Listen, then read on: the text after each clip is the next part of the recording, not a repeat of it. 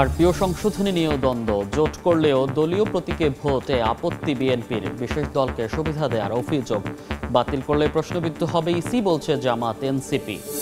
আমি second timer 1 বছর gap, তার মানে আমি 2 বছর শেষে জোটে পড়ে গেলাম। ওই মডেলের মধ্যে যদি ওনারা সাবজেক্ট না দেখাতে পারে তাহলে ওনারা আমাদের ভর্তি পরীক্ষা নিল কেন?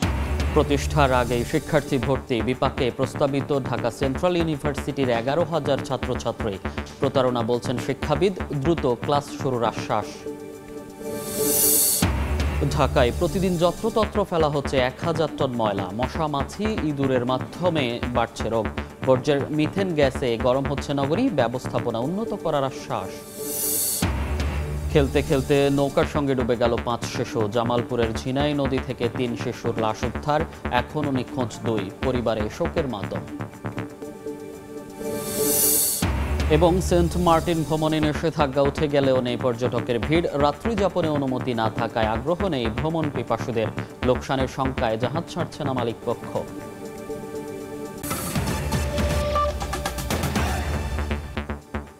সময় সংবাদের সঙ্গে আছি আমি মনির হোসাইন। জোট করলেও ভোট করতে হবে নিজ দলের প্রতীকে। আর প্রিয় সংশোধনীর এমন বিধানে মুখোমুখি রাজনৈতিক দলগুলো। বিএনপি বলছে এমন সিদ্ধান্ত অর্থহীন, বিশেষ দলকে সুবিধা দিতেই করা হয়েছে এমন আইন। অন্যদিকে সংশোধনীর পক্ষে অবস্থান নিয়েছে জামাত ও এনসিপি। দল দুটি বলছে বিএনপির চাপে সংশোধনী বাতিল করলে প্রশ্নবিদ্ধ হবে ইসি, বিতর্কিত হবে সরকার। হাসান ওয়ালির রিপোর্ট। জুলাই সনদের বাস্তবায়ন প্রক্রিয়া নিয়ে দিন দিন মতপার্থক্য বাড়ছে রাজনৈতিক দলগুলোর। অনেকেই সংশয় প্রকাশ করছেন ফেব্রুয়ারিতে নির্বাচন আয়োজন নিয়েও। এর মধ্যে নতুন করে আলোচনায় আরপিও সংশোধনী। 23 অক্টোবর ত্রয়োদশ জাতীয় সংসদ নির্বাচন সামনে রেখে গণপ্রতিনিধিত্ব আদেশ, আরপিও সংশোধন 2025-এর খসড়া নীতিগত ও চূড়ান্ত অনুমোদন করে উপদেষ্টা পরিষদ। এতে বেশ কিছু বিষয়ে পরিবর্তন আনা হয়েছে। ইভিএম ব্যবহার বাতিল, না ভোট পুনর্বহাল, পলাতক আসামিদের নির্বাচনে অংশগ্রহণ নিষিদ্ধ করার মতো সিদ্ধান্তের সঙ্গে নেওয়া হয়েছে নিজ দলের প্রতীকে নির্বাচনের বাধ্যবাধকতা। নতুন নিয়মে জোটভুক্ত হলেও জোটের প্রধান দলের প্রতীকে নির্বাচন করতে পারবেন না শরিক দলের প্রার্থীরা। এ নিয়ে তীব্র আপত্তি জানিয়েছে বিএনপি। একতরফাভাবে এমন সিদ্ধান্ত নেওয়ার অভিযোগ দলটির। এ সংক্রান্ত আইন বাতিলে ইসি এবং আইন মন্ত্রণালয়ে চিঠিও দিয়েছে দলটি। বিশেষ দলকে সুবিধা দিতে এমন সংশোধনী আনা হয়েছে বলে অভিযোগ দলটির নীতি নির্ধারণী ফোরামের এই সদস্যের। মেজর দল থাকে তারই মার্কেট ইউজ করে। জামাত আমাদের ধান শেষ নির্বাচন করছে না, এটা বন্ধ করার তো কোনো অর্থ হয় না।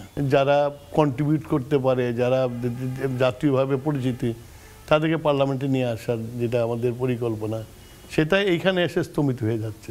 কোনো একটা বিশেষ দলকে ফেভার করার জন্য চেষ্টা করা হইতেছে। তবে ইসি সংশোধনীর পক্ষে অবস্থান নিয়েছে জাতীয় নাগরিক পার্টি এনসিপি। বিএনপির চাপে সংশোধনী বাতিল করলে ইসি প্রশ্নবিদ্ধ হবে বলে মনে করেন দলটির এই নেতা। যে দলের লোক সেই দল থেকে নির্বাচন করবে এবং নিজস্ব প্রতীকে নির্বাচন করবে, এইটা একটা ফেয়ার সিস্টেম। যদি অন্যথা হয় তাহলে কিন্তু একটা প্রতারণামূলক মেসেজ যায়। বিএনপির চাপেই যদি এই ধরনের সংশোধনী আবার আনা হয়, এটা যদি বাতিল করা হয়, তাহলে তো আসলে বারবারই আমরা নির্বাচন কমিশন সহ অন্যান্য সংস্থাগুলো কিন্তু প্রশ্ন করে আসছি, সেইটাই আবার প্রমাণিত হবে। সিদ্ধান্ত থেকে সরলে সরকার এবং নির্বাচন কমিশন বিতর্কিত হবে বলে মনে করে জামায়াত। হঠাৎ করে এটা বিরোধিতা করেছেন একটা ডিসিশন পাকাপোক্ত সবকিছু হওয়ার পরে। আর সরকার যদি এই জায়গা থেকে সরে তাহলে বুঝতে হবে সরকার একটা বিশেষ দলের পক্ষ হয়ে কাজ করছে। এখানে কিন্তু নির্বাচনের প্রতি জনগণের যে অনাস্থা অতীতে ছিল ফেসিবাদী আমলের, সে অনাস্থারই এখানে জন্ম দেবে। সরকার বিতর্কিত হবে। গত বছরের 3 অক্টোবর আরও 4 কমিশনের সঙ্গে যাত্রা শুরু করে নির্বাচন ব্যবস্থা সংস্কার কমিশন। কমিশনের প্রস্তাবনাতেও নিজ দলের প্রতীক ব্যবহারে বাধ্যবাধকতার সুপারিশ করা হয়, যা আমলে নিয়ে এ সংক্রান্ত আইন পরিবর্তন করেছে কমিশন। হাসান ওয়ালি, সময় সংবাদ, ঢাকা। হয়নি অধ্যাদেশ, ঠিক হয়নি বিশ্ববিদ্যালয়ের মডেলও, অথচ ভর্তি করা হয়েছে শিক্ষার্থী। তাই জটিলতায় পড়েছে প্রস্তাবিত ঢাকা সেন্ট্রাল ইউনিভার্সিটির 11,000 ছাত্রছাত্রী। বিশ্ববিদ্যালয় প্রতিষ্ঠার আগেই ভর্তি করাকে প্রতারণা হিসেবে দেখছেন শিক্ষাবিদরা। আর দ্রুতই ক্লাস শুরুর আশ্বাস অন্তর্বর্তী প্রশাসনের। শাকির আহমেদের রিপোর্ট। চলতি বছর রাজধানীর 7 কলেজকে নিয়ে প্রস্তাবিত ঢাকা কেন্দ্রীয় বিশ্ববিদ্যালয়ের ভর্তি পরীক্ষায় উত্তীর্ণ হন নূর নবী ইসলাম। অন্যান্য বিশ্ববিদ্যালয় যেখানে এক সেমিস্টারের ক্লাস শেষে আগামী বছরের ভর্তি পরীক্ষার তারিখ ঘোষণা করেছে, সেখানে প্রস্তাবিত এই বিশ্ববিদ্যালয়ের শিক্ষার্থীদের ক্লাস শুরুর কোনো খবর নেই। আমি সেকেন্ড টাইমার 1 বছর গ্যাপ, এখন এখানে আমার যদি ডিসেম্বরে ক্লাস শুরু হয় 1 বছর গ্যাপ ড্রপ পড়ছে, তার মানে আমি 2 বছর শেষে পড়ে গেলাম। শুধু নূর নবী নন, বিশ্ববিদ্যালয় প্রতিষ্ঠার আগেই ভর্তি পরীক্ষা দিয়ে উত্তীর্ণ হয়ে 11,000-এরও বেশি শিক্ষার্থী এখন পরিচয়হীন। কোনো বিশ্ববিদ্যালয়ই তাদের দায়িত্ব নিচ্ছে না, তাই বারবার স্মারকলিপি, আন্দোলন ও অনশন করেও মিলছে না সমাধান। ওনারা যদি ওই মডেলের মধ্যে যদি ওনারা সাবজেক্ট না দেখাতে পারে, তাহলে ওনারা আমাদের ভর্তি পরীক্ষা নিল কেন? কলেজের পদ্ধতিতে আমাদেরকে ভর্তি নিয়ে ফেলাইছে, এই কারণে ওনাদের উচিত হইব যে কলেজের পদ্ধতিতে আমাদের আপাতত এই সেশনটা রান করা। প্রস্তাবিত বিশ্ববিদ্যালয়ের মডেল নিয়ে অংশীজনদের মধ্যে মতানৈক্যের পাশাপাশি মৌলিক বিভাগগুলোকে বাদ দেয়া সহ নারী শিক্ষা সংকোচনের আশঙ্কায় বিশ্ববিদ্যালয় প্রতিষ্ঠা নিয়ে দীর্ঘসূত্রতা তৈরি হয়েছে। এমন পরিস্থিতিতে শিক্ষকরা বলছেন, এই শিক্ষার্থীরা এখনো কোনো বিশ্ববিদ্যালয়ের অধীনে নেই, ফলে তাদের ক্লাস নেয়া এখতিয়ার বহির্ভূত। তবে মন্ত্রণালয়ের নির্দেশনা পেলে তারা সে অনুযায়ী ব্যবস্থা নেবেন। বর্তমানের যে কলেজগুলোর স্বাতন্ত্র্য আছে, এই কাঠামো বজায় রেখেই তারপরে যা কিছু করার সেটা করতে হবে। বলা হচ্ছে নতুন একটা বিশ্ববিদ্যালয় হবে, সেই বিশ্ববিদ্যালয় যেহেতু আইন প্রতিষ্ঠিত হয়নি, অধ্যাদেশ হয়নি, ফলে তারা তাদের ক্লাস নেওয়ার বিষয়টা আমরা যদি নিতে চাই, এটা আসলে আইন পারমিট করে না। আইন পারমিট করতে গেলে তাদেরকে কোনো একটা বিশ্ববিদ্যালয়ের অধীনে থাকতে হবে এবং শিক্ষা মন্ত্রণালয়ের অনুমতি থাকতে হবে। বিশ্ববিদ্যালয় প্রতিষ্ঠার সব ধাপ সম্পন্ন না করেই শিক্ষার্থী ভর্তি করাকে হঠকারী সিদ্ধান্ত উল্লেখ করে দ্রুত সরকারকে এই শিক্ষার্থীদের একাডেমিক পরিচয় নিশ্চিত করার পরামর্শ শিক্ষাবিদদের। বিশ্ববিদ্যালয় হলো না, তার কাঠামো কি হবে, রূপরেখা কি হবে, শিক্ষক কারা হবেন, শিক্ষার্থীর ক্রাইটেরিয়া কি হবে, ক্যাম্পাস কোথায় হবে, অর্থাৎ সব কিছু চূড়ান্ত না করে শিক্ষার্থী ভর্তি করে ফেলা, এটা তো আমি মনে করি যে কেবল ভুল না, এটা রীতিমতো অপরাধ। আর দ্রুতই সমস্যা সমাধানের আশ্বাস অন্তর্বর্তী প্রশাসকের। বিলম্ব হবে বলে আমি মনে করি না, দ্রুতই হয়ে যাবে, হয়ে গেলে সবকিছুর সমাধান হবে। প্রস্তাবিত এই বিশ্ববিদ্যালয় প্রতিষ্ঠার বিষয়টি অধ্যাদেশের খসড়ার উপর মতামত যাচাই বাছাইয়ের পর্যায়ে রয়েছে। শাকির আহমেদ, সময় সংবাদ, ঢাকা। যেখানে সেখানে ফেলা ময়লা শুধু দুর্গন্ধই নয়, ছড়াচ্ছে নানা সংক্রামক রোগও। মশা, মাছি এবং ইঁদুরের মাধ্যমে বাড়ছে ডায়রিয়া, ডেঙ্গু সহ নানা রোগবালাই। আবার পচনশীল বর্জ্য থেকে উৎপন্ন মিথেন গ্যাস বাড়িয়ে দিচ্ছে তাপমাত্রা এবং জলবায়ু সংকট। ঢাকার 2 সিটি বলছে, বর্জ্য ব্যবস্থাপনা উন্নীত করে ব্যক্তি পর্যায়ে সচেতনতা বৃদ্ধির চেষ্টা চলছে। আমিনুল ইসলামের ছবিতে আবু সাইদ নিশানের রিপোর্ট।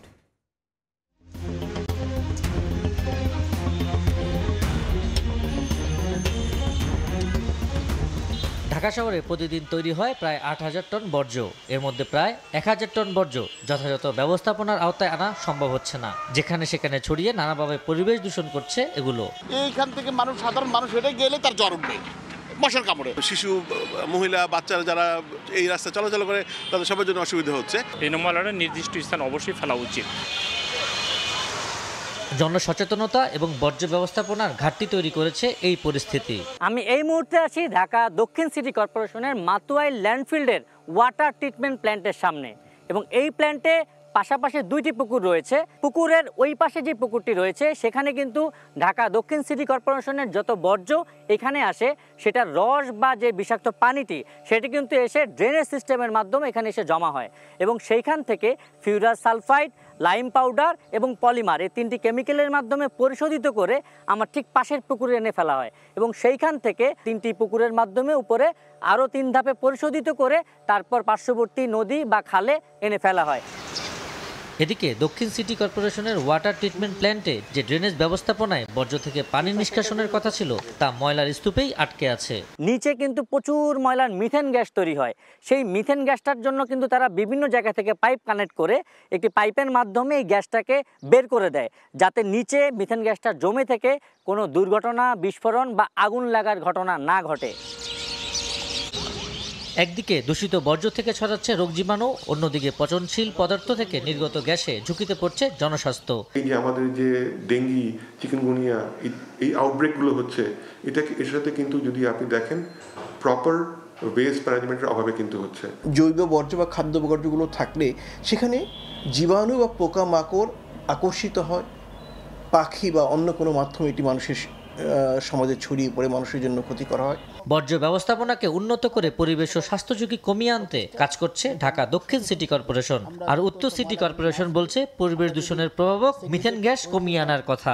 যদি আমরা একটু সচেতন থাকি, আমরা যত ময়লাগুলি না ফেলে, আমরা যদি সেগ্রিগেট ওয়েতে ময়লাগুলি বিভিন্ন ডাস্টবিনে ফেলি, আমাদের স্বাস্থ্য ঝুঁকি অনেকাংশে কমবে বলে আমার কাছে মনে হয়। একটা কোরিয়ান কোম্পানির সাথে বাংলাদেশ গভর্নমেন্ট একটা চুক্তিতে খুব সহসাই যাবে, তখন এই ল্যান্ডফিলে যে মিথেন গ্যাসগুলো রয়েছে, গ্রিন হাউস গ্যাস, এগুলোকে আপনার প্রপারলি ম্যানেজ করে ইকুইভ্যালেন্ট কার্বনে রূপান্তর করা হবে। শহরের বর্জ্য ব্যবস্থাপনা কেবল পরিচ্ছন্নতার বিষয় নয়, এটি এখন জনস্বাস্থ্য ও পরিবেশ রক্ষার অন্যতম চ্যালেঞ্জ। আবু সাইদ নিশান, সময় সংবাদ, ঢাকা। জামালপুরের মাদারগঞ্জে নদীতে গোসল করতে গিয়ে পানিতে ডুবে 3 শিশুর মৃত্যু হয়েছে। এখনও নিখোঁজ রয়েছে 2 শিশু। এলাকাবাসী জানান, গোসলে নেমে নদী তীরে বাঁধা নৌকায় ওঠে 5 শিশু। খেলতে খেলতে নৌকার সঙ্গে ডুবে যায় তারা। পরে খবর পেয়ে ঘটনাস্থলে এসে 3 শিশুর লাশ উদ্ধার করে ফায়ার সার্ভিসের ডুবুরি দল। বাকি 2 জনের অনুসন্ধানে ফের শুরু হবে অভিযান। মর্মান্তিক এই ঘটনায় 5 শিশুর পরিবারেই চলছে শোকের মাতম।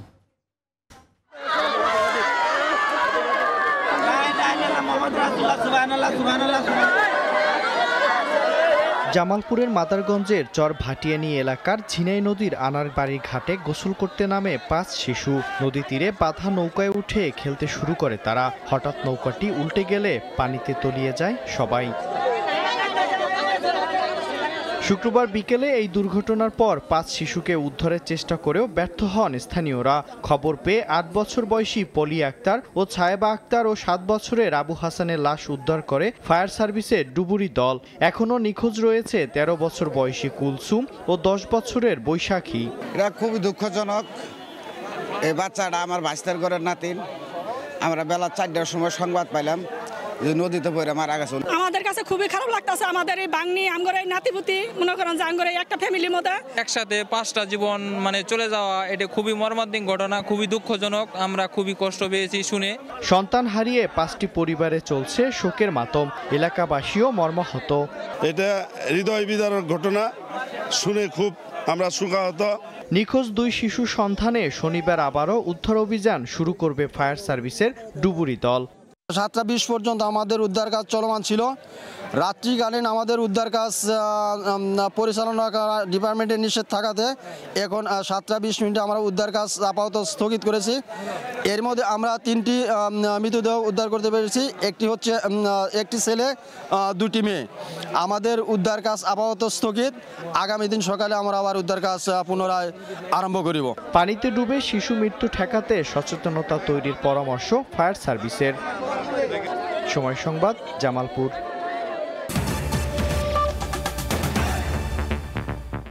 যারা নির্বাচনের আগে গণভোট চায় না, তারা গণতন্ত্রে বিশ্বাসী না বলে মন্তব্য করেছেন জামায়াতের নায়েবে আমির মুজিবুর রহমান।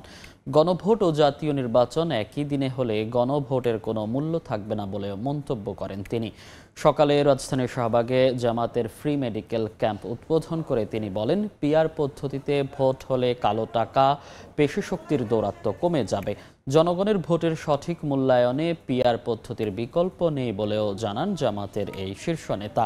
আগামী জাতীয় নির্বাচনে সকল ইসলামী দল ঐক্যবদ্ধ হয়ে মানুষের অধিকার আদায়ে ভোট যুদ্ধে নামবে বলেও প্রত্যয় ব্যক্ত করেন তিনি।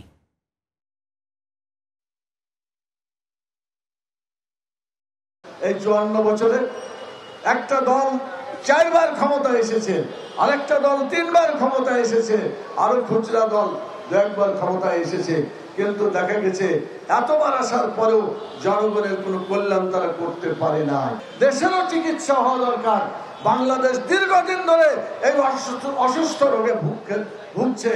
ইসলামী সরকার ছাড়া আর কোন সরকারের ভাবে ভালো সরকার হওয়ার কোন যোগ্যতা রাখে না। এটা পরীক্ষিত হয়ে গেছে। দীর্ঘ 54 বছর ইতিহাসে এই ধরনের কোন সরকার আসে না। টানা 9 মাস বন্ধ থাকার পর আজ থেকে উঠে গেছে সেন্ট মার্টিন ভ্রমণের নিষেধাজ্ঞা। কিন্তু রাতে থাকার অনুমতি না থাকায় ছাড়ছে না জাহাজ, যেতে পারছে না পর্যটকরাও। এমভি কর্ণফুলী ও এমভি 12 আউলিয়া নামে দুটি জাহাজকে কক্সবাজার সেন্ট মার্টিন রুটে চলাচলের অনুমতি দেওয়া হয়েছে। এই দুই জাহাজে দৈনিক 2000 পর্যটক বহনের সক্ষমতা রয়েছে, কিন্তু দীর্ঘ সময় জাহাজে চড়ে পৌঁছালেও নেই রাতে থাকার অনুমতি। মাত্র 2-1 ঘন্টা দ্বীপে ঘুরেই উঠতে হবে ফেরার জাহাজে। এ কারণে পর্যটকরা উৎসাহ পাচ্ছেন না সেন্ট মার্টিন ভ্রমণে। আর পর্যাপ্ত যাত্রী না পেলে কক্সবাজার সেন্ট মার্টিন রোডে লোকসান দিয়ে জাহাজ ছাড়তে চাইছেন মালিকরাও। এদিকে মিয়ানমারে আরাকান আর্মির উত্তেজনার কারণে গত 2 বছর ধরে বন্ধ আছে টেকনাফ থেকে সেন্ট মার্টিন রুটের জাহাজ চলাচল। এই মুহূর্তে কক্সবাজার শহরের বিআইডব্লিউটিএ ঘাটে আছেন রিপোর্টার সুজাউদ্দিন রুবেল। সরাসরি যাচ্ছি তার কাছে। রুবেল, দীর্ঘ 9 মাস পর উন্মুক্ত করা হয়েছে সেন্ট মার্টিনে যাতায়াতে। পর্যটকদের জন্য যাতায়াতের কথা থাকলেও কিন্তু কক্সবাজার যে ঘাট রয়েছে সেই ঘাট থেকে জাহাজ ছাড়ার কথা ছিল, কিন্তু এখন পর্যন্ত কক্সবাজারের যে নুনিয়াছড়া ঘাট রয়েছে সেখানে কোনো ধরনের জাহাজ নেই। সরকার এরই মধ্যে 2টি জাহাজকে অনুমোদন দিয়েছে, একটি কক্সবাজার পর্যটন এক্সপ্রেস, আরেকটি কর্ণফুলী এক্সপ্রেস, আরেকটি হচ্ছে 12 আউলিয়া। এই 2টি জাহাজেই কিন্তু এই বিআইডব্লিউটি এর ঘাটে কোনো অস্তিত্ব নেই। যারা জাহাজ কর্তৃপক্ষ রয়েছে তারা যেটি বলছে, যেহেতু দিনে এসে দিনে যাওয়াটা অনেক দুরূহ, যদি সকাল 6টায় এখান থেকে জাহাজ ছাড়ে সেটি বিকেল 4টায় গিয়ে পৌঁছায়, আবার বিকেল 1 ঘন্টা থেকে আবার যদি পুনরায় তারা কক্সবাজার উদ্দেশ্যে রওনা দেয় তাহলে সেই ক্ষেত্রে রাত 10টা 11টা বেজে যায়। এই দীর্ঘ সময় যাতায়াতে দিন এসে দিনে যাওয়া কোনোভাবেই সম্ভব নয় এবং পর্যটকদের যে আগ্রহ বা পর্যটকরাও কিন্তু অনেকটা অনাগ্রহ দেখাচ্ছেন, যার কারণে জাহাজ কর্তৃপক্ষ বলছে তারা যার কারণে লোকসানের কারণে তারা জাহাজ ছাড়বেন না এবং ডিসেম্বর এবং জানুয়ারি যখন রাত্রি যাপন করা যাবে, দিনে যে 2000 পর্যটক যেতে পারবে সেই সময়টা তারা মূলত জাহাজ ছাড়বেন, সেই বিষয়টি বলছে। তবে আমরা যেটি জানি গত 3 বছর ধরে 3 বছর আগেও কিন্তু কক্সবাজারের যে টেকনাফ রয়েছে টেকনাফ থেকে জাহাজ ছাড়তো, কিন্তু সেখানে মিয়ানমারের অভ্যন্তরে যে সংঘাত চলছে সেই সংঘাতের কারণে কিন্তু টেকনাফ দিয়ে জাহাজ চলাচল বন্ধ রয়েছে। এই বন্ধ থাকার প্রেক্ষিতে গত 3 বছর ধরেই কিন্তু কক্সবাজারের যে নুনিয়াছড়া ঘাট রয়েছে সেই ঘাট থেকেই পর্যটকবাহী জাহাজ চলাচল করত। তবে এখন যে পরিস্থিতি দাঁড়িয়েছে, যেটি আমরা সেন্ট মার্টিনে যেটি খবর নিয়েছি সেখানে যেটি বলা হচ্ছে সেখানকার জেটিও নির্মাণ করা হচ্ছে। এই মুহূর্তে যে পরিস্থিতি সেটা এখানে জাহাজ বিরাটও কিছুটা দুরূহ হয়ে পড়বে। আর এছাড়াও যেহেতু পর্যটক নেই সেই ক্ষেত্রে সেন্ট মার্টিনে যারা বাসিন্দা রয়েছে তারা খুব দুর্ভোগে রয়েছেন, তারা অনাহারে অর্ধাহারে রয়েছেন, সে এই বিষয়টি বলছে। তবে সবারই একটা প্রত্যাশা আছে যেটি বলছে যাতে দ্রুত সময়ের মধ্যে আসলে যাতে রাত্রি যাপন করা যায় সেই ব্যবস্থাটা করা যায়। আমরা এখানে ঘাটে এসে দেখেছি অনেক পর্যটক এসেছেন যাওয়ার জন্য সেন্ট মার্টিন, কিন্তু টিকিটের যে কার্যক্রম সেটি চালু হয়নি এবং জাহাজ যেহেতু নেই সেই কারণে অনেক পর্যটক ফিরে গিয়েছেন। তো এই ছিল আমার কাছে বিআইডব্লিউটি ঘাট থেকে সবশেষ। সরাসরি যুক্ত ছিলাম কক্সবাজার থেকে। জাতীয়করণ বাস্তবায়নের দাবিতে টানা 20 দিন ধরে জাতীয় প্রেস ক্লাবের সামনে অবস্থান কর্মসূচি পালন করছেন ইবতেদায়ী মাদ্রাসা শিক্ষকরা। সকাল থেকেই দেশের বিভিন্ন প্রান্ত থেকে শিক্ষকদের সমবেত হতে দেখা গেছে। এ সময় শিক্ষকরা দাবি আদায়ে স্লোগান দিতে থাকেন। এর আগে শুক্রবার আন্দোলনরত শিক্ষকদের পক্ষ থেকে দাবি মেনে নিতে 24 ঘন্টার আলটিমেটাম দেওয়া হয়। জামাত ও এনসিপি সহ কয়েকটি রাজনৈতিক দল মাদ্রাসা শিক্ষকদের এই আন্দোলনে সংহতি জানিয়েছে। আজ গণ অধিকার পরিষদের সভাপতি নুরুল হক নূরের আন্দোলনে সংহতি জানাতে প্রেস ক্লাবে আসার কথা জানান শিক্ষক নেতারা। আগামীকালকে আমাদের লং মার্চ এই মুহূর্তে জাতীয় প্রেস ক্লাবের সামনে আছেন সহকর্মী সামদানি প্রত্যয়। সরাসরি যাচ্ছি তার কাছে। বাংলাদেশ মাদ্রাসা শিক্ষা বোর্ড থেকে স্বীকৃতিপ্রাপ্ত অনুদানভুক্ত ও অনুদানবিহীন সকল স্বতন্ত্র ইবতেদায়ী মাদ্রাসার জাতীয়করণের ঘোষণা বাস্তবায়নের দাবিতে মাদ্রাসা শিক্ষকদের অবস্থান কর্মসূচি 20তম দিনে গড়িয়েছে। সকাল থেকে আমরা দেখতে পাচ্ছি জাতীয় প্রেস ক্লাবের সামনে দেশের বিভিন্ন প্রান্ত থেকে শিক্ষকরা এসে সমবেত হয়েছেন। তারা বিক্ষোভ প্রদর্শন করছেন, তাদের জাতীয়করণের ঘোষণা বাস্তবায়নের দাবিতে তারা স্লোগান দিচ্ছেন। তাদের এখানে শিক্ষকরা বলছিলেন যে তাদের জীবদ্দশার স্বপ্ন প্রাথমিক বিদ্যালয়ের মতো ইবতেদায়ী মাদ্রাসার শিক্ষকদেরও জাতীয়করণ করা হবে। তারা 40 বছর ধরে এসব প্রতিষ্ঠানে কাজ করে যাচ্ছেন। নামকাওয়াস্তে বেতনে তারা সেই অবস্থা থেকে মুক্তি পান। তারা তাদের সেই সরকারিকরণের যে স্বপ্ন, সেই স্বপ্ন সত্যি হয়েছিল 28 জানুয়ারি 2025 তারিখে সরকারের পক্ষ থেকে তাদের জাতীয়করণ করা হবে এমন একটি ঘোষণা দেওয়া হলেও তাদের সে স্বপ্ন অধরা থেকে যায়। তারপরই থেকেই কিন্তু তারা এই প্রেস ক্লাবের সামনে অবস্থান কর্মসূচিতে রয়েছেন। এর আগে 27 অক্টোবর এই প্রেস ক্লাব থেকে তারা যখন সচিবালয় অভিমুখে বিক্ষোভ কর্মসূচি পালন করছিলেন তখন তাদের সঙ্গে পুলিশের একটি সংঘর্ষের ঘটনা ঘটে এবং সেখানে অনেক শিক্ষক হতাহতের দাবি তারা জানান এবং এই ঘটনার পর শিক্ষকদের আন্দোলন আরো অনেক বেশি বেগবান হয়েছে। শিক্ষকরা বলছেন যে আমলাতান্ত্রিক জটিলতা এবং সদিচ্ছার অভাবেই তাদের এই যৌক্তিক দাবিটি সরকারের পক্ষ থেকে মেনে নেওয়ার পরও তা নিয়ে প্রজ্ঞাপন জারি করা হচ্ছে না। একই সঙ্গে শিক্ষকরা দাবি করছেন যে তাদের সঙ্গে পুলিশের সেই সংঘর্ষে যারা জড়িত ছিল তাদের যেন বিচার করা হয় এবং আহতদের যাতে সরকারের পক্ষ থেকে চিকিৎসার ব্যবস্থা করে দেওয়া হয়। একই সঙ্গে তারা দাবি জানাচ্ছেন শিক্ষা সংশ্লিষ্ট যে প্রশাসন রয়েছে, শিক্ষা সংশ্লিষ্ট সেই প্রশাসনের যারা দায়িত্বপ্রাপ্ত রয়েছেন তারা যেন তাদের সঙ্গে আলোচনায় আসেন, তারা যেন তাদের সঙ্গে কথা বলেন। একই সঙ্গে শিক্ষকরা এখানে জানাচ্ছেন যে এই আন্দোলন তারা চালিয়ে যাবেন। আমরা জানতে পেরেছি এই আন্দোলনে অনেকগুলো রাজনৈতিক দল, এনসিপি, জামায়াত সহ আরো বেশ কয়েকটি রাজনৈতিক দল শিক্ষকদের এই আন্দোলনে সংহতি জানিয়েছেন। আজ দুপুরে গণ অধিকার পরিষদের সভাপতি নুরুল হক নূরের এখানে এসে তাদের আন্দোলনের সঙ্গে সংহতি জানানোর কথা রয়েছে। জাতীয় প্রেস ক্লাবের সামনে থেকে শিক্ষকদের অবস্থান কর্মসূচি থেকে এই ছিল আমার কাছে সবশেষ।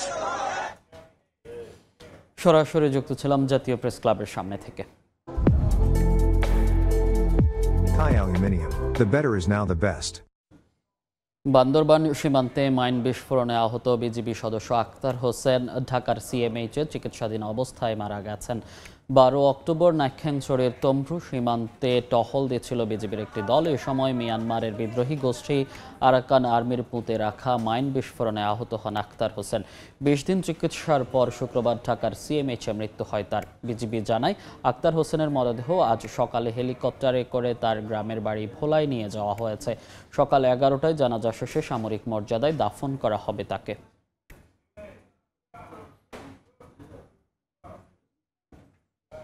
এই মুহূর্তে ভোলার দৌলতখানে আছেন সহকর্মী নাসির উদ্দিন লিটন। সরাসরি যাচ্ছি তার কাছে।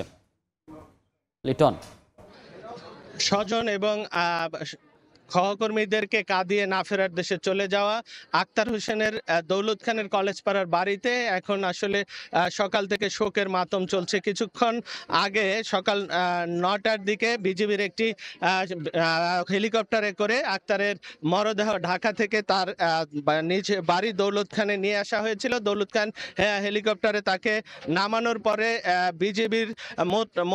বিজিবির পতাকায় মোড়ানো একটি পতাকা দিয়ে সম্মান জানিয়ে তার মরদেহটি তার বাড়িতে আনা হয়েছে। আমরা দেখতে পাচ্ছি এই মুহূর্তে তার বাড়ি থেকে, কলেজ পাড়ার বাড়ি থেকে তার লাশটি জানাজার জন্য পাশেই সরকারি আবি আবদুল্লাহ কলেজ মাঠে নেওয়ার প্রস্তুতি চলছে। আমরা যদি তার পরিবার এবং স্বজনদের কথা বলতে চাই তাহলে এখানে বাড়িতে এসে আমরা দেখেছি যে আসলে স্বজনদের বিলাপে এলাকার আকাশ বাতাস ভারী ছিল এখন পর্যন্ত।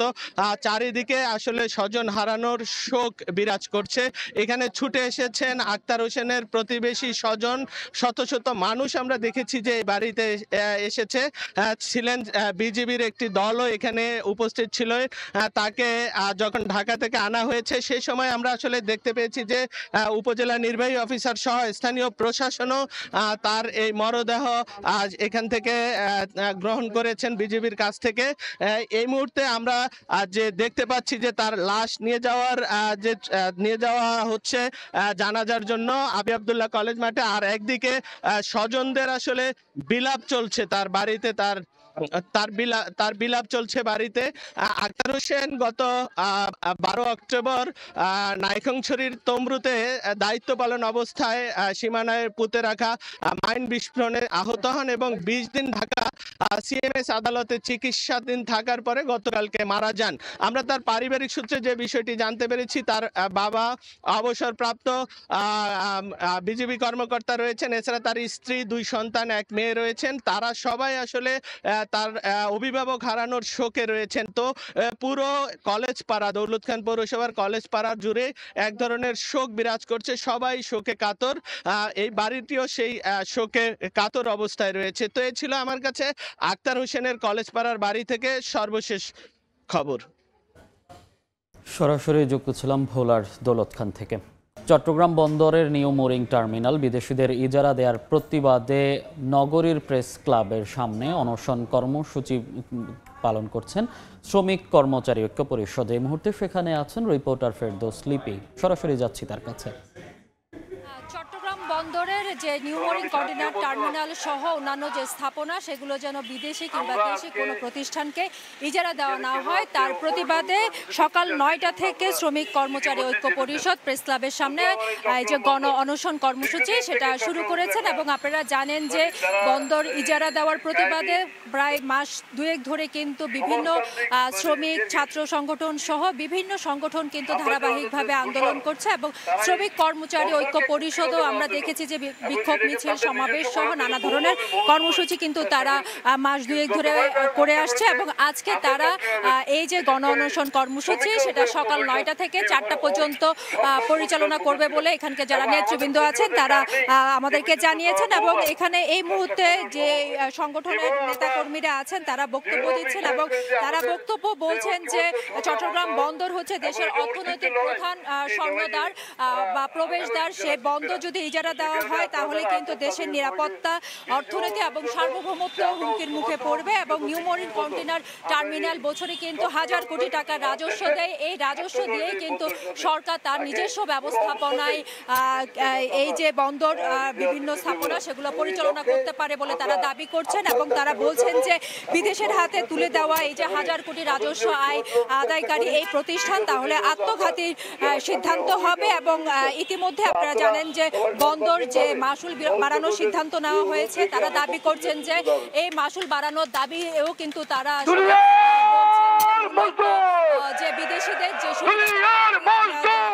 দেওয়া থেকেই কিন্তু নিয়েছেন, তারা অবিলম্বে দাবি জানিয়েছেন। তো এই ছিল সরাসরি যুক্ত ছিলাম চট্টগ্রাম থেকে। দেখছেন সময় সংবাদ। নারায়ণগঞ্জের বক্তাবলী লঞ্চ ঘাট থেকে শুরু হয়েছে জাতীয় দূরপাল্লা সাঁতার প্রতিযোগিতা। এর শেষ পয়েন্ট মুন্সিগঞ্জ লঞ্চ ঘাট। সেখানে আছেন রিপোর্টার নাসির উদ্দিন উজ্জ্বল, সরাসরি যাচ্ছি তার কাছে। উজ্জ্বল, দূরপাল্লার জাতীয় সাঁতার প্রতিযোগিতায় অংশগ্রহণকারী সাঁতারুরা কিন্তু এখন বুড়িগঙ্গা অতিক্রম করে ধলেশ্বরীতে প্রবেশ করছে। এবং বক্তাবলী যেটি নারায়ণগঞ্জ এলাকার লংঘাট, সেই এলাকা থেকে যে পুরুষ সাঁতারুরা যেখানে 23 জন সাঁতারু অংশ নিচ্ছেন, তারা শুরু করার পরে কিন্তু আরো 3 কিলোমিটার দূরত্বে যে রঘুনগর এলাকা থেকে আরো 12 জন নারী সাঁতারু কিন্তু এই প্রতিযোগিতায় অংশগ্রহণ করেছেন। এবং প্রত্যেকেই কিন্তু এখনো নদীতে আছেন। সবশেষ খবর পাওয়া পর্যন্ত তারা কিন্তু গন্তব্যে আসবার চেষ্টা করছেন। এবং আমরা লক্ষ্য করছি যে দূর দূর যতদূর চোখ যাচ্ছে সাঁতারুরা কিন্তু সাঁতরাচ্ছেন এবং প্রত্যেক সাঁতারের সঙ্গে কিন্তু একটি করে বোট রয়েছে, তাদের সঙ্গে চিকিৎসক রয়েছেন এবং কোচ রয়েছেন তাদের নিরাপত্তা নিশ্চিত করবার জন্য।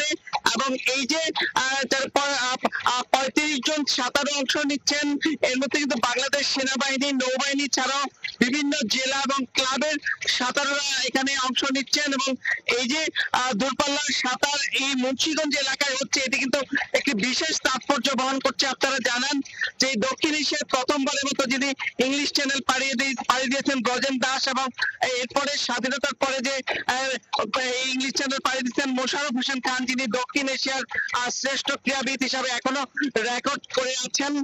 তাদের দুজনের বাড়ি কিন্তু মুন্সিগঞ্জে। এবং এইসব নদীগুলোতে কিন্তু তারা সাঁতার কেটেছেন এবং এইখানে সাঁতার কেটে কিন্তু ইংলিশ চ্যানেল পাড়ি দিয়েছেন। এইসব কারণে কিন্তু এই জাতীয় যে সাঁতার প্রতিযোগিতা, যে দূরপাল্লার এই সাঁতার প্রতিযোগিতা ঘিরে এখানে উৎসব আমেজ বিরাজ করছে।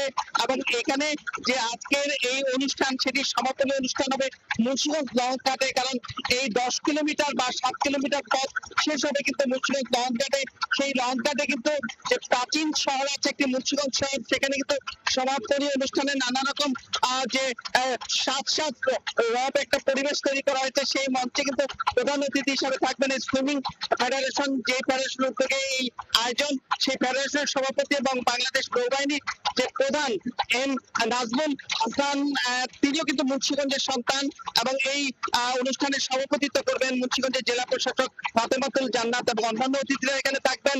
এই পুরো এলাকায় কিন্তু একটা উৎসব আমেজ বিরাজ করছে জাতীয় সাঁতার প্রতিযোগিতা ঘিরে। এই ছিল আমার কাছে সবশেষ। সরাসরি যুক্ত ছিলাম ধলেশ্বরী নদী থেকে। খাগড়াছড়িতে মিনি ট্রাকের সঙ্গে মোটরসাইকেলের মুখোমুখি সংঘর্ষে একজন নিহত হয়েছেন, গুরুতর আহত হয়েছেন আরও একজন। শুক্রবার রাতে মাটিরাঙ্গার রসুল এলাকায় এ দুর্ঘটনা ঘটে। পুলিশ জানায়, চট্টগ্রাম থেকে খাগড়াছড়িমুখী মিনি ট্রাক ঘটনাস্থলে পৌঁছালে বিপরীত দিক থেকে আসা চট্টগ্রামমুখী পর্যটকবাহী মোটরসাইকেলের সঙ্গে সংঘর্ষ হয়। এতে ঘটনাস্থলে মোটরসাইকেল আরোহী তাসিব মারা যান। একই মোটরসাইকেলে থাকা আরেকজন গুরুতর আহত হন। তাকে উদ্ধার করে মাটিরাঙ্গা উপজেলা স্বাস্থ্য কমপ্লেক্সে নিয়ে গেলে প্রাথমিক চিকিৎসা শেষে চট্টগ্রাম মেডিকেল কলেজ হাসপাতালে পাঠানো হয়। ট্রাকের চালক পলাতক রয়েছেন। ষড়ঋতুর দেশে এখন হেমন্ত, প্রকৃতিতে শীতের আগমনী বার্তা। গ্রাম বাংলার মাঠে মাঠে শুরু হয়েছে ধান কাটা, মাড়াই ও খড়ে তোলা। মানিকগঞ্জে চলতি মৌসুমে আমনের বাম্পার ফলনে হাসি ফুটেছে কৃষকের মুখে। মোহাম্মদ ইউসুফ আলীর তথ্য, রমজান আলীর ছবিতে রিপোর্ট।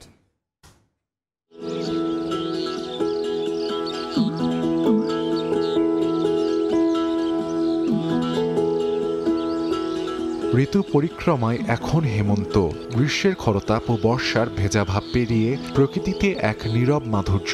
কিছুটা শীতের ছোঁয়ায় আকাশ থাকে নীল, আর সূর্যের আলোতে মৃদু উষ্ণতা। সকালে রোদে মুক্তোর মতো ঝিকিমিকি করে শিশিরে ভেজা ঘাস, আর বাতাসে পাকা ফসলের মিষ্টি ঘ্রাণ।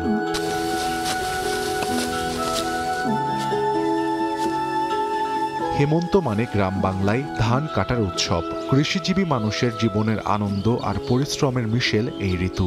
হেমন্ত যেন ঐতিহ্য আর একতার প্রতিফলন। মানিকগঞ্জে চলতি মৌসুমে আউশ, আমন ও কালো মানিক সহ বিভিন্ন জাতের ধানের বাম্পার ফলন হয়েছে। ধান মাড়াই করে শুকানোর পর তোলা হবে ঘরে, এরপর হবে পিঠাপুলির উৎসব। 3 সিজন ধান বোনা হয়েছে, ফসল কিন্তু আমরা ভালো পাইছি। এইরকম ফসল হলে পরে আমাকে গ্রামে কোনো অবস্থা ভালোই থাকবে। হেমন্ত তো ধান কাটতে আছি, খুব ভালোই লাগতেছে। কৃষকের মনে আনন্দ হলো যে সে নতুন করে পিঠা তৈরি করবে, খাবে, এবং তাদের একটা নবান্ন উৎসবের মতো একটা আমেজ তৈরি হয়েছে সারা মানিকগঞ্জে। এই আমেজ শুধু মানিকগঞ্জে না, সারা বাংলাদেশে এই আমেজ শুরু হয়েছে। মানিকগঞ্জে চলতি মৌসুমে 13,000 হেক্টর জমিতে ধান চাষ হয়েছে। সময় সংবাদ, মানিকগঞ্জ। দেখছেন সময় সংবাদ। দেশের বাইরের খবর। গাজায় 30 ফিলিস্তিনির মরদেহ ফেরত দিয়েছে ইসরায়েল, তবে বেশিরভাগ মরদেহেই রয়েছে নির্মম নির্যাতনের ছাপ। যুদ্ধবিরতির মধ্যেও গাজার বিভিন্ন এলাকায় বিমান হামলা চালিয়ে যাচ্ছে নেতানিয়াহু বাহিনী। সন্ত্রাসী অবকাঠামোয় আঘাত হানার দাবি করছে ইসরায়েলি বাহিনী, যদিও গাজাবাসী বলছেন হামলায় ক্ষতিগ্রস্ত হচ্ছে বেসামরিক এলাকা। এর মধ্যে তুরস্কের নেতৃত্বে জরুরি বৈঠকে গাজার স্থিতিশীলতা ও সহায়তার প্রবাহ নিয়ে কূটনৈতিক তৎপরতা বাড়ছে। হামাসের হাতে নিহত 2 ইসরায়েলি বন্দীর মরদেহ ফেরত দেওয়ার একদিন পরই গাজায় 30 ফিলিস্তিনির মরদেহ পাঠিয়েছে নেতানিয়াহু প্রশাসন। ফিলিস্তিনি কর্তৃপক্ষ জানিয়েছে, অনেক মরদেহেই রয়েছে নির্মম নির্যাতনের ছাপ। এই নিয়ে তদন্তের দাবি তুলেছে মানবাধিকার সংস্থাগুলো। যুদ্ধবিরতি সত্ত্বেও গাজার দক্ষিণাঞ্চল খান ইউনুস ও উত্তর গাজা সিটির বিভিন্ন এলাকায় বিমান হামলা চালিয়েছে ইসরায়েল। দেশটির সামরিক বাহিনী জানায়, সন্ত্রাসী অবকাঠামো লক্ষ্যবস্তু করে হামলা চালানো হয়েছে। তবে স্থানীয়দের অভিযোগ, বিমান হামলায় বেসামরিক এলাকা ক্ষতিগ্রস্ত হয়েছে। গাজার বাসিন্দারা বলছেন, যুদ্ধবিরতি ঘোষণা হলেও বাস্তবে তা টিকে নেই। খাদ্য ও আশ্রয়ের অভাবে বহু মানুষ এখনো মানবিক বিপর্যয়ের মুখে। আবার সহিংসতার মাত্রা বেড়ে যাওয়ার শঙ্কায় দিন কাটছে অনেকের। এমন পরিস্থিতিতে যুদ্ধবিরতি রক্ষায় কূটনৈতিক তৎপরতা বাড়াচ্ছে তুরস্ক। তুর্কি পররাষ্ট্রমন্ত্রী হাকান ফিদান জানান, স্থানীয় সময় সোমবার ইস্তাম্বুলে জরুরি বৈঠকে গাজার যুদ্ধবিরতি ও পরবর্তী পদক্ষেপ নিয়ে আলোচনা হবে। বৈঠকে অংশ নেবেন সংযুক্ত আরব আমিরাত, কাতার, জর্ডান, পাকিস্তান, ইন্দোনেশিয়া ও সৌদি আরবের পররাষ্ট্রমন্ত্রীরা। ফিদান বলেন, গাজায় মানবিক সহায়তা প্রবাহে ইসরায়েলের বাধা নিয়ে আন্তর্জাতিক মহলে উদ্বেগ বাড়ছে। তুরস্কের লক্ষ্য যুদ্ধবিরতি ধরে রাখা এবং গাজা টাস্কফোর্স গঠন করা। ইয়াসিন মোহাম্মদ জিসান, সময় সংবাদ। দেখছেন সময় সংবাদ। খেলার খবর। লিটন জাকেটদের উদ্দেশ্য করে টাইগার সমর্থকদের দুয়োধ্বনিতে হতাশ Caribbean head coach Darren Sami. তার মতে, খারাপ সময়েও সমর্থকদের উচিত ক্রিকেটারদের পাশে থাকা। এছাড়া এদেশের তরুণ ক্রিকেটারদেরও প্রশংসায় ভাসিয়েছেন ওয়েস্ট ইন্ডিজের এই কিংবদন্তি ক্রিকেটার। চট্টগ্রাম থেকে আশরাফুল আলমের ক্যামেরায় আরও জানাচ্ছেন তামিম হোসেন। ওয়ানডে সিরিজটা হারলেও বন্দর নগরীতে টি-20 সিরিজটা ঠিকই জিতে নিয়েছে ড্যারেন স্যামির দল। নেপালের কাছ থেকে পাওয়া ক্ষতর মলমটা বাংলাদেশে এসেই লাগালো ক্যারিবিয়ানরা। নিয়েছে গেল বছর ঘরের মাঠে টাইগারদের কাছ থেকে পাওয়া হোয়াইট ওয়াশের প্রতিশোধও। তাই আনন্দটাও অনেক বেশি। মাঠকর্মী থেকে শুরু করে যে চেয়েছেন তার সঙ্গেই সেলফি তুলেছেন এই ক্যারিবিয়ান মাস্টারমাইন্ড। ভালোবেসে ফেলেছেন এই দেশটাকে। বাংলাদেশের সিরিজ চ্যালেঞ্জিং। তারা গেল বছর আমাদের দেশে গিয়ে ওয়ানডে টি-20 জিতেছে। এবার এটা পুনরায় ঘটেছে, তারা ওয়ানডে জিতেছে। আমরা চেয়েছি টি-20 জিততে, সেটা আমরা পেরেছি। আমাদের দলের সবাইকে ধন্যবাদ দিতে চাই, বিশেষ করে বোলিং ডিপার্টমেন্টকে। যেমন ভালোবেসেছেন তেমন দর্শকদের ওপর হতাশ হয়েছেন স্যামি। গ্যালারি থেকে লিটন জাকেটদের দুয়োধ্বনি দেন টাইগার ভক্তরা। হোম ভেন্যুতে লিটনদের সঙ্গে এমন আচরণ পছন্দ হয়নি ক্যারিবিয়ান হেড কোচের।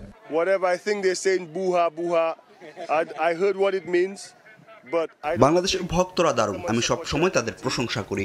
যদিও আমি এখন খেলছি না, তারপরও অনেক ভালোবাসা পেয়েছি। কিন্তু তারা যেভাবে তাদের খেলোয়াড়দের ট্রিট করেছে সেটা আমি পছন্দ করিনি। তারা খেলোয়াড়দের ভুয়া বলেছে, আমি এটার মানে পরে জেনেছি। কিন্তু আপনি সমর্থক, প্রত্যেক খেলোয়াড় চায় ভালো করতে, তাদের সব সময় সমর্থন করা উচিত। প্র্যাকটিস সেশনগুলোতে চট্টলার নেট বোলারদের সঙ্গেও অনেকটা সময় কাটিয়েছেন স্যামি। শোনা গেছে একজনকে নাকি প্রস্তাব দিয়েছেন সিপিএল এর জন্য, যদিও সেটা অস্বীকার করেন তিনি। তবে দেন তার সঙ্গে যোগাযোগ রাখার প্রতিশ্রুতি। আমি কাউকে সিপিএল এ নেওয়ার কথা বলিনি। আমি 15 বছর ধরে এখানে আসছি।